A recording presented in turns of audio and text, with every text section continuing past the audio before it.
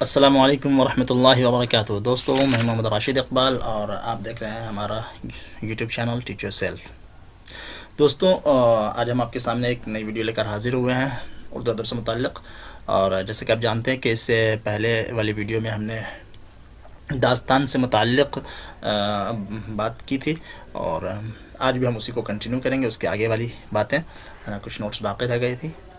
آگے بڑھنے سے پہلے ایک درخواست ہے کہ آپ میں سے جو بھی اب تک ہمارے اس چینل کو سبسکرائب نہیں کیے پلیز سبسکرائب کر لیں، تاکہ ویڈیوز کا نوٹیفیکیشن آپ کو ملتا رہے اور آپ ان سے فائدہ اٹھا سکیں۔ اور اگر یہ اچھی لگ رہی ہوں آپ کو تو آپ اپنے دوستوں احباب کو بھی یہ ویڈیو شیئر کریں، انہیں بتائیں اور انہیں لائک کریں اور شیئر کریں، ٹھیک ہے دوستوں؟ چلیے آگے بڑھتے ہیں۔ تو آگے ہم بات کریں گے فورٹ ولیم کالج کی داستانیں، یعنی داستانوں کے اندر کے سلسلے میں فورٹ ولیم کا کیا کردار رہا ہے۔ فورٹ ولیم کالج کی جو ابتدا فورٹ ولیم کالج کی ابتدا انگریزی عہدیداروں کو ملکی زبان، رسم و رواج وغیرہ سکھانے کی غرض سے 1800 عیسوی میں ہوئی تھی۔ تو فورٹ ولیم کالج کی بنیاد کا مقصد کیا تھا بھائی؟ جو انگریزی عہدیدار ہیں ان کو یہاں کے رسم و رواج سے واقف کروایا جائے، یہ اور ملکی قوانین سے، ملکی زبانوں سے واقف کروایا جائے۔ 1800 عیسوی میں اس کا بنیاد پڑی تھی۔ اس کے شعبہ ہندوستانی کے صدر، شعبہ ہندوستانی کے نام سے ایک شعبہ تھا جس میں ہندوستانی جو لینگویج تھی، زبانیں تھیں، وہ پڑھائی جاتی تھیں۔ تو شعبہ ہندوستانی کے صدر جو تھے کون تھے؟ ڈاکٹر جان گلکرسٹ۔ یہ 4 سال تک شعبہ ہندوستانی کے صدر رہے، اور ان 4 سالوں میں تقریباً 54 کتابیں تصنیف، تالیف یا ترجمہ کی گئی، ٹھیک ہے؟ کچھ کتابیں تصنیف کی گئی، کچھ کے ترجمے کیے گئے، ٹھیک ہے؟ اسی طریقے سے آپ دیکھتے ہیں کہ ہندوستانی شعبہ سے وابستہ شعراء، کچھ شعراء کے نام دیکھیں کون کون، شعراء یا ادبا دونوں ہونا چاہیے یہاں پہ۔ تو ہندوستانی شعبہ سے وابستہ شعراء و ادبا میں کن کا نام ہے؟ میر بہادر علی حسینی۔ یہ میں نے یہاں پہ لکھ دی ہے اس لیے کہ کبھی کبھی جو ہے فورٹ ولیم کالج سے کون سے ادبا اور جو ہے شعراء وابستہ تھے ان کا نام پوچھ لیا جاتا ہے اس وجہ سے۔ تو میر بہادر علی حسینی، میر امن، میر حیدر بخش حیدری، شیر علی افسوس، کاظم علی جوان، خلیل علی خاں اشک، مظہر علی ولا، للو لال جی، نہال چند لاہوری، یہ تقریباً مشہور جو ہے ادبا اور شعراء جو ہیں جو فورٹ ولیم کالج کے شعبہ ہندوستانی سے وابستہ رہے ہیں۔ میں یہاں سے اس کو ہائلائٹ کر دیتا ہوں، ٹھیک ہے؟ یہ تقریباً اتنے شعراء ہیں جو شعبہ ہندوستانی سے وابستہ رہے ہیں۔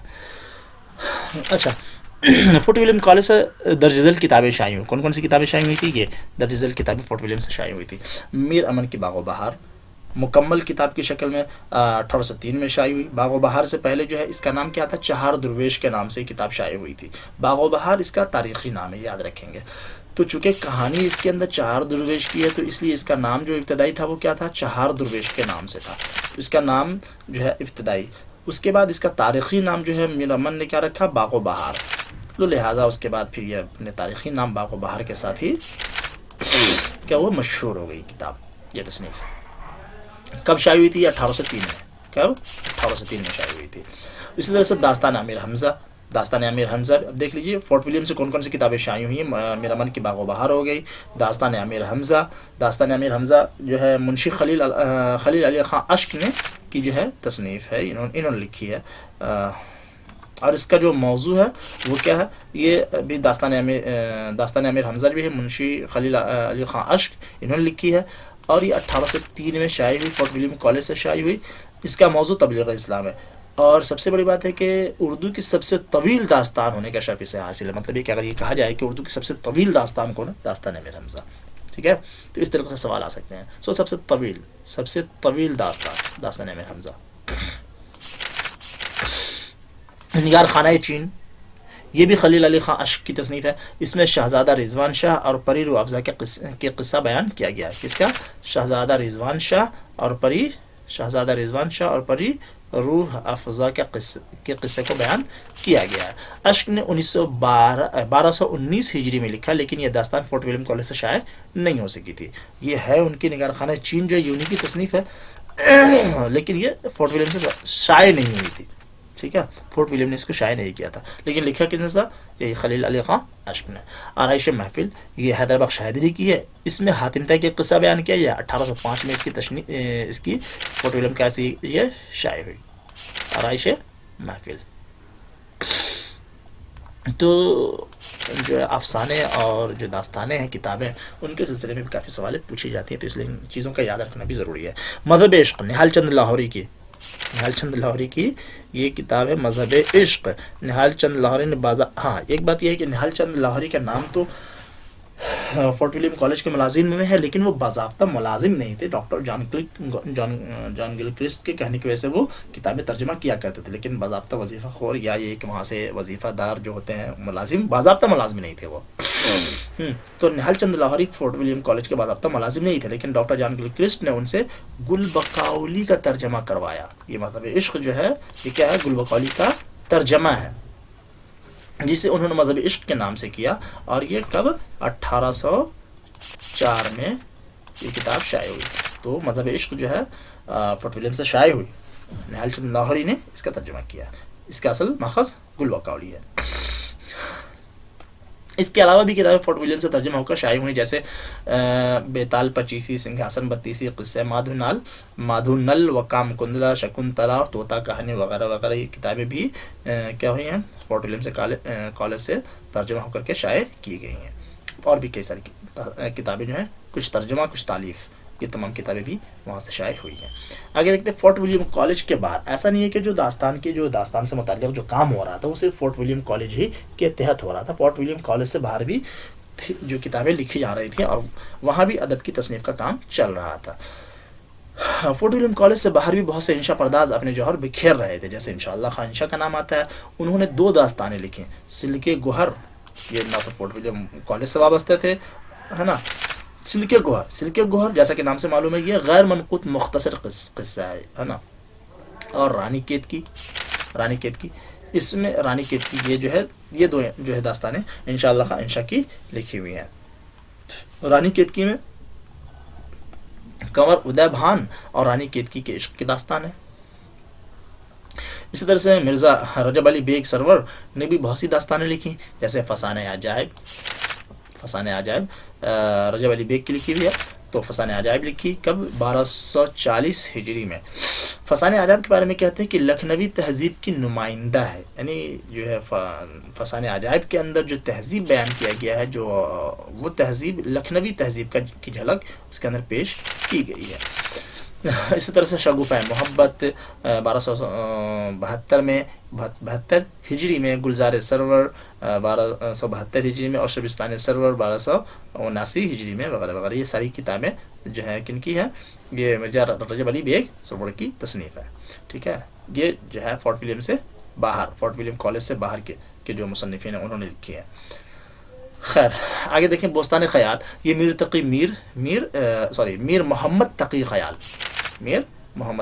بوستان خیال, چونکہ ان کا ٹائٹل خیال تھا تو اس وجہ سے بوستان خیال کہا جاتا ہے اسے. تو بوستان خیال یہ میر محمد تقی خیال کی تصنیف ہے, جو گجرات کے باشندے تھے. اس کا تاریخی نام جو ہے وہ فرمائش رشیدی رکھا گیا تھا. یہ بوستان خیال کا تاریخی نام کیا تھا؟ فرمائش رشیدی رکھا گیا تھا. اس کی تکمیل 1170 ہجری میں ہوئی. اس کی 14 جلدیں مرشد آباد میں پوری ہوئیں, کیونکہ نادر شاہ کے حملے کی وجہ سے میر تقی خیال دلی چھوڑ کر مرشد آباد آ گئے تھے. کہاں گئے تھے؟ مرشد آباد چلے گئے تھے, جہاں سراج الدولہ نے داستان مکمل کرنے کا حکم دیا تھا. تو اس کی کتنی جلدیں؟ 14 جلدیں مرشد آباد میں لکھی گئی ہیں. کچھ جلدیں تو ایسی ہیں جو دہلی میں لکھیں گے, لیکن 14 جلدیں مرشد آباد میں لکھیں گے. وجہ یہ ہے کہ نادر شاہ کے حملے کی وجہ سے دلی چھوڑ کر مرشد آباد چلے گئے تھے. تو پھر سراج الدولہ نے ان کو کیا حکم دیا اس قصے کو مکمل کرنے کا. شمالی ہند میں داستان کا دور تقریباً 100 برس تک رہا. کب تک رہا؟ 100 برس تک جو ہے تقریباً شمالی ہند میں داستانوں کا دور رہا.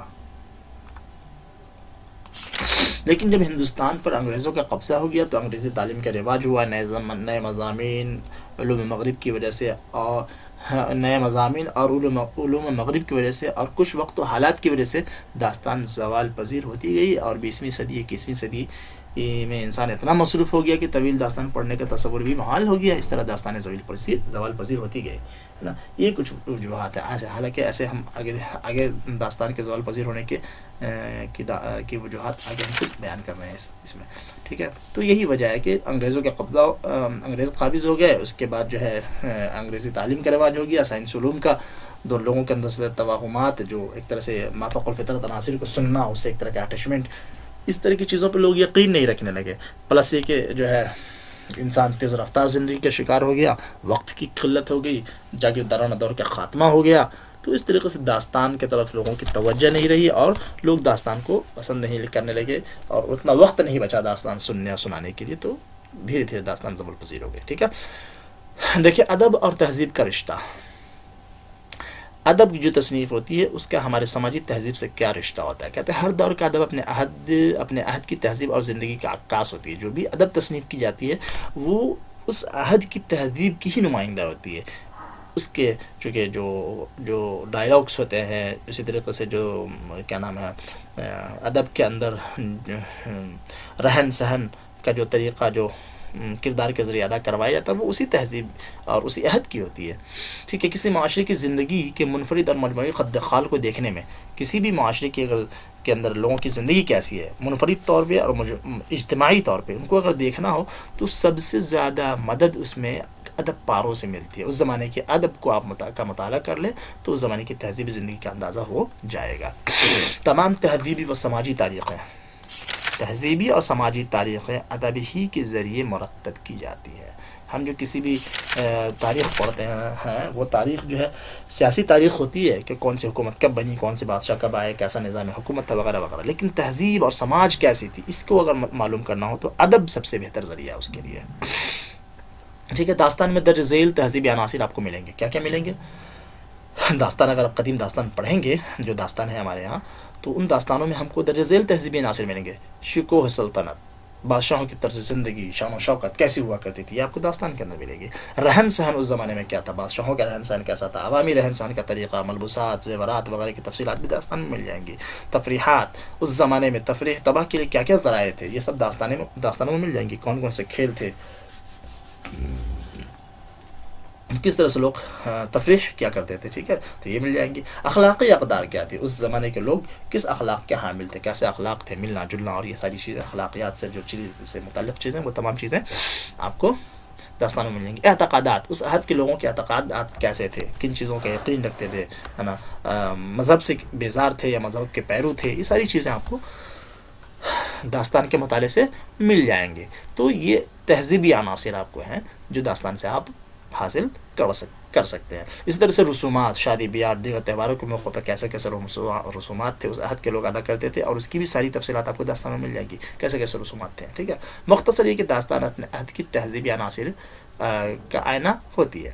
داستان جو ہوتی ہے اپنے عہد کے تہذیبی عناصر، کون کیسی تہذیب ہے، ان کو اگر دیکھنا ہو تو اس عہد کے داستان یا اس کے ادب کا مطالعہ کیا جائے تو اس عہد کی تہذیبی عناصر کا آپ کو پتہ چل جائے گا، ٹھیک ہے.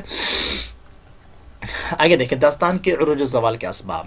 داستان کب عروج پہ گئی اور پھر زوال کے اسباب کیا تھے. داستان اردو کے نثری اور منظوم ادب کا گراں قدر سرمایہ ہے. داستان خواہ وہ نثری شکل میں ہو یا منظوم شکل میں ہو، جو بھی ہو، یہ ہمارے اردو ادب کا بہترین سرمایہ ہے. یہ ہماری تہذیبی اور سماجی زندگی کا حصہ بھی رہی ہیں، ہے نا، حصہ ہیں اور رہی ہیں. اور آج بھی اردو کے جدید افسانوی ادب کی بنیاد انہی داستانوں کو کہا جا سکتا ہے، ٹھیک ہے.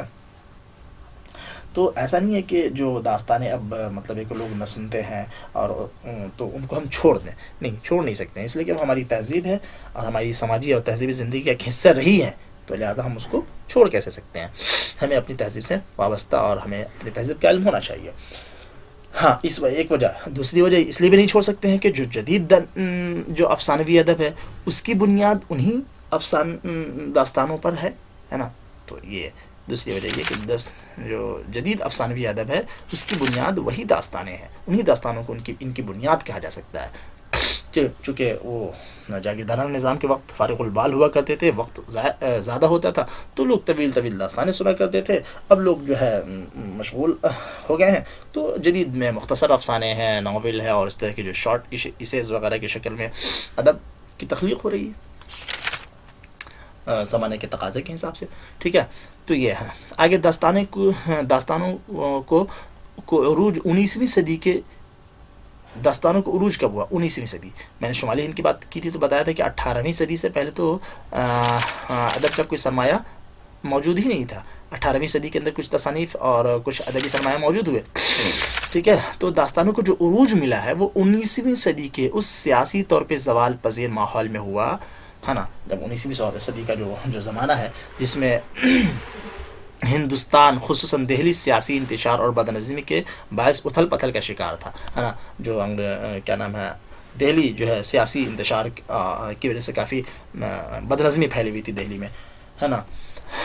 ایک بادشاہ جاتے، اس طرح کی بدنظمی کی حالت تھی کہ ایک بادشاہ جاتے پھر دوسرا آتا، یہاں تک کہ جو ہے نہ کوئی بادشاہت باقی رہی تھی اور کافی بدنظمی پھیلی ہوئی تھی. تو اس ابتری کے ماحول میں کیا ہوا، یا تو لوگوں کو مذہب کی طرف راغب کیا. اس ابتری کے ماحول نے کیا کیا، دو صورتحال پیدا کی. جب انسان پریشان حال ہوں گے یا تو خدا کی طرف جائیں گے، یا پھر خدا کو نہیں مانتے ہیں تو اپنے آپ کو سکون دینے کے لیے ایک سکون کی جگہ تلاش کریں گے. چھوڑو یار دنیا کی جھنجھٹیں، ہم اپنے آپ کو سکون کی زندگی مہیا کریں.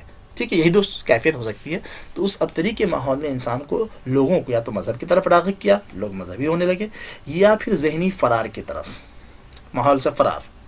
ہاں، یعنی لوگوں نے اس انتشار بھرے ماحول سے بھاگ کر خود کو شعر و ادب کی پناہ میں ڈال لیا کہ یار شعر و شاعری کرو اور جو ہے دل کو خوش رکھو، خوش رہنے کی کوشش کرو. ٹھیک ہے، تو شعر و ادب کی پناہ میں پناہ لی تاکہ کچھ سکون مل سکے اور تفریح تباہ ہو سکے. یہ دو کیفیت پیدا ہوئی. ٹھیک ہے، تو زوال پذیر دہلی سے ادبا، چونکہ دہلی میں ماحول سازگار نہیں تھا شعر و ادب کا، تو جو شعراء تھے وہ دہلی چھوڑ کر کے اودھ کی سلطنتوں کا رخ کیا، اور اودھ کے جاگیردارانہ نظام نے کیا کیا، ان کی پشت پناہی کی. حالانکہ جب دلی کے اندر ابتری پھیلی ہوئی تھی تو یہ معلوم تھا کہ اب دلی جب فتح کر لی جائے گی تو پھر اس کے بعد اودھ اور پھر پورے ہندوستان پر بھی اس کے اثرات ہوں گے، اور وہ بھی جو جاگیر ہیں وہ بھی جاگیردارانہ نظام باقی نہیں رہے گا. لیکن چلو، جو بھی وقتی استحکام تھا، ان وقتی استحکام اور ان وقتی استحکام کے اندر ہی ان لوگوں نے ادب کی سرپرستی کی. ٹھیک ہے، جاگیردارانہ نظام کو. تو اودھ کے جاگیردارانہ نظام نے کیا کیا، ادب کو ذہنی آسودگی کا ایک بہترین ذریعہ بنا دیا. ادبا کی، شعراء کی سرپرستی کی، اور شعر گوئی اور اس طرح سے داستان گوئی کی محفلیں سستی تھی، ہے نا. تو یہ تھا. تو پھر 19ویں صدی کے اندر اس طریقے سے جو ہے ادب کو اور کیا نام ہے، خاص کر کے داستان کو عروج ملا. ٹھیک ہے، کیا ہوا، داستان کو عروج ملا. پھر 19ویں صدی کے اختتام ہوتے ہوتے داستانوں کا ذوق جاتا رہا. کیوں؟ کیونکہ ہندوستان پر انگریزوں کے قبضے نے مغربی علوم اور سائنسی افکار کے دروازے کھول دیے، اور اب جو ہے انسان چیزوں کو حقیقت کی آنکھوں سے دیکھنے لگے، توہمات کی کوئی جگہ نہیں بچی، ہے نا. تو ٹھیک ہے، تو ان سب ماحول میں جو ہے دھیرے دھیرے اور پھر زندگی بہت تیز ہوتی چلی گئی، تو جس کی وجہ سے لوگ کے اندر جو ہے داستان کو سنانے کا یا تو وقت نہیں ملا، اور پھر دھیرے ذوق ختم ہوتا رہا. تو اس طریقے سے داستان جو ہے تنزل کی طرف جانے لگی. ٹھیک ہے، اسی ماحول میں کیا ہوا، اسی ماحول میں نذیر احمد نے مرات العروس ناول لکھ کر جدید طرز کے ناولوں کا سلسلہ شروع کیا، ہے نا. اب جب داستان سے لوگ ہو گئے کی طرف سے دل برداشتہ ہونے لگے، تو کوئی تو چیز چاہیے سماج میں پڑھنے لکھنے کے لیے اور ادب کے نام پہ، ادب کے طور پہ. تو نذیر احمد نے کیا کیا، مرات العروس نام کی ناول لکھی ہے. جدید طرز کی ناول تھے، ٹھیک ہے، ناول لکھے جس میں حقیقت نگاری پہ زور دیا. کیا کیا، چونکہ داستان کے اندر کیا تھا، حقیقت سے دور خیالی دنیا کی طرف کی باتیں ہوتی تھی. تو اب انہوں نے ایک طرح سے جو ہے حقیقت نگاری کا آغاز کیا. مرات العروس نام کے ناول لکھی جدید طرز کی. ٹھیک ہے، اسی طریقے سے دوسری طرف جو علی گڑھ تحریک ابھر کے آئی، جس نے ادب کو مقصدیت کی طرف لایا اور کہا کہ ادب جو ہے برائے مقصد ہونا چاہیے، ادب سماج کی اصلاح کے لیے ہونا چاہیے. ادب کو مقصدیت کا لازمی جز قرار دیا. اسی طرح سے پھر حال ہی نے مقدمہ شعر و شاعری لکھی اسی زمانے میں، اور جو ہے میزان اور شاعری کے لیے میزان اور معیار متعین کیے کہ بھائی شاعری ایسی ہونی چاہیے جس سے سماج کا بھلا ہو سکے، اور مقصدیت کی شاعری اور ادب برائے مقصد، ایک ادب برائے ادب اور ایک ادب برائے مقصد کا جو ہے یہ کی جو تقسیم کی گئی، تو یہ مقصدی ادب کے لوگ قائل تھے. اب ادب میں خالی باتوں کی جگہ حقیقی مسائل نے لے لی. اس طریقے سے دھیرے دھیرے مزید زندگی تیز رفتار زندگی کی تیز رفتاری نے انسان کو عدیم الفرصت بنا دیا. لہذا اب لوگوں کے پاس داستان جیسا طویل قصہ کو پڑھنے کا وقت ہی نہیں رہا. ان اسباب کی وجہ سے داستان زوال پذیر ہو گئی. ٹھیک ہے، لیکن اس کی اہمیت ابھی بھی باقی ہے، کیونکہ وہ ہماری تہذیبی اور سماجی زندگی کا ایک اہم باب ہے. مزید یہ کہ داستان ہی جدید افسانوی ادب کی بنیاد ہے. ٹھیک ہے، اس کو اگرچہ وہ زوال پذیر ہو چکی ہے لیکن اب کوئی داستان سنتا نہیں، لیکن ہم اسے چھوڑ نہیں سکتے. کیوں؟ اس کی وجہ یہ ہے کہ وہ ہماری تہذیبی اور ہماری تہذیبی اور سماجی تاریخ کا ایک حصہ ہے. مزید یہ کہ جدید افسانوی ادب جو ہیں، ابھی جو جدید افسانوی ادب جو تخلیق کی جانی، اس کی بنیاد کیا ہے؟ اس کی بنیاد بھی وہ داستانیں ہی ہیں. ٹھیک ہے، تو ان وجوہات کی بنا پر ہم اس کو چھوڑ نہیں سکتے ہیں. ٹھیک ہے دوستو، تو آج کے لیے اتنا ہی، اور اب ہم کوشش کریں گے اگلے ویڈیوز کے اندر جو یو جی سی نیٹس کے سلیبس کے اندر جو افسانوی ادب کے پیرائے میں کچھ جو داستان کے اس کے اندر داستان کے پیراگراف میں سلیبس کے اندر جو ہے کچھ داستان جیسے صبرس کربل کا تھا، رانی کیتکی، باغ و بہار، افسانہ عجائب، بوستان خیال وغیرہ جو داستان شامل کیے ہیں، ہم ان سے متعلق بھی کچھ ویڈیوز بنائیں اور انشاءاللہ ضرور بنائیں گے. ٹھیک ہے، تو بس آپ ہمارے چینل کو دیکھتے رہیں، ہم سے جڑے رہیں، اور جلدی ملتے پھر اگلے ویڈیو میں. جب تک خوش رہیں، اپنا خیال رکھیں، اور اگر ہماری یہ کوشش آپ کو اچھی لگ رہی ہو تو انہیں زیادہ سے زیادہ لائک کریں، زیادہ سے زیادہ لوگوں تک شیئر کریں. ٹھیک ہے، السلام علیکم ورحمۃ اللہ.